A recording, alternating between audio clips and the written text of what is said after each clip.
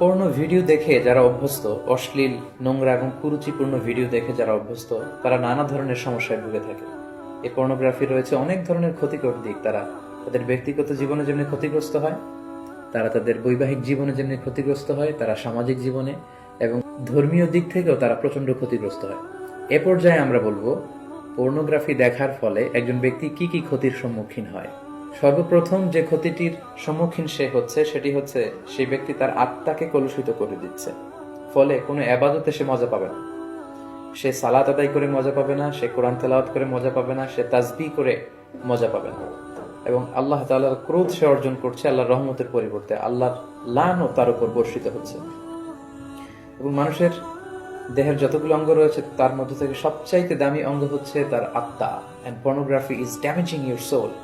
বিষ্ণুনবী সাল্লাল্লাহু আলাইহি ওয়াসাল্লাম বলেছেন, আলা ইন্না ফিল জাসাদি মুদগা ইযা সলুহাত সলুহাল জাসাদু কুল্লু ওয়া ইযা ফাসাদাত ফাসাদাল জাসাদু কুল্লুহু আলা ওয়াহিয়াল কলব। জেনে রাখো, নিশ্চয়ই মানব দেহে একটি গোশতের টুকরো রয়েছে যেটি দেহের সবচেয়ে দামি অঙ্গ। এই অঙ্গটি যদি পরিচ্ছন্ন হয় পুরো দেহটি পরিচ্ছন্ন থাকে, এই অঙ্গটি যদি নষ্ট হয়ে যায় পুরো দেহটি নষ্ট হয়ে যায়, আর সেটি হচ্ছে তোমাদের আত্মা। In the day of judgement আমরা যখন আল্লাহ তাআলার কাছে হাজির হয়ে যাব, আমাদের ক্ষমতা, আমাদের সন্তান, আমাদের সম্পদ কোনো কিছুই আমাদের মুক্তিকে নিশ্চিত করতে পারবে না।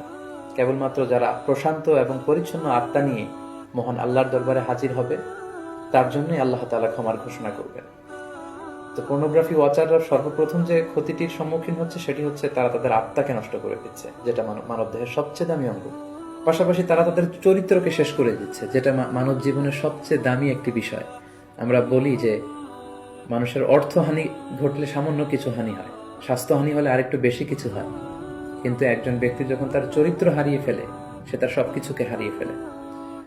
পাশাপাশি যারা পর্নোগ্রাফি দেখে অভ্যস্ত তাদের স্বাস্থ্যের মারাত্মক হানি ঘটে, যেহেতু পর্নোগ্রাফি ওয়াচাররা রাতের সময়টুকুকে বেছে নেয় গোপনে পর্নোগ্রাফি দেখার জন্য। ফলে রাতের ঘুম তাদের আর হয় না, তারা ইনসমনিয়াতে ভোগে এবং একটা বিকৃত রুচি তারা ডেভেলপ করে ফেলছে মনের অজান্তেই।